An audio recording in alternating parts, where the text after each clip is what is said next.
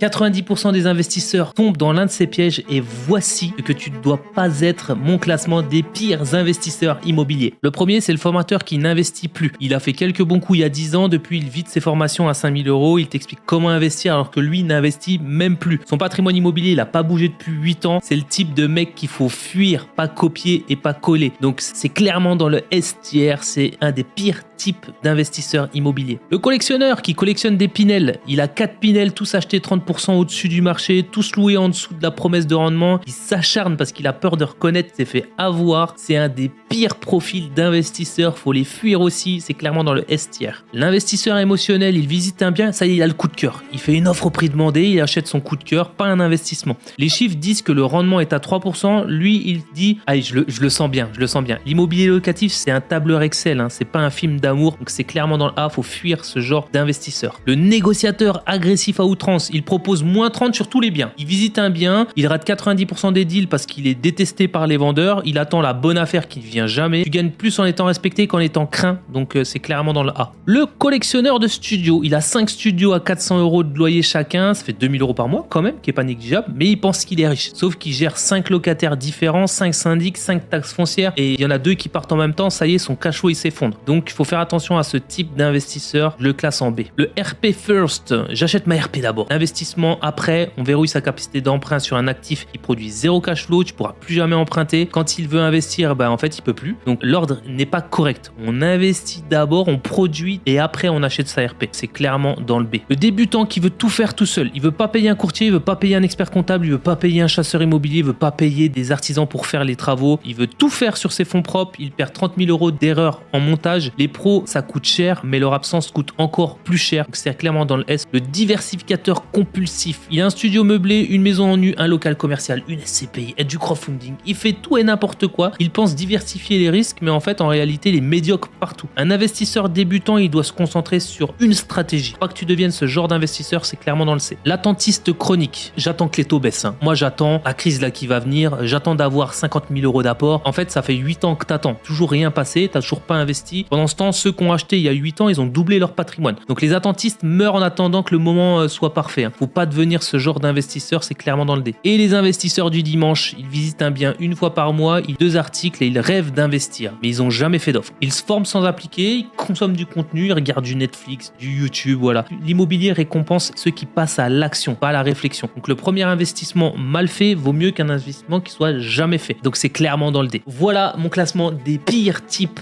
d'investisseurs. J'espère que tu n'es pas l'un d'eux. Dis-moi en commentaire si tu reconnais des gens dans ce classement et pense à t'abonner.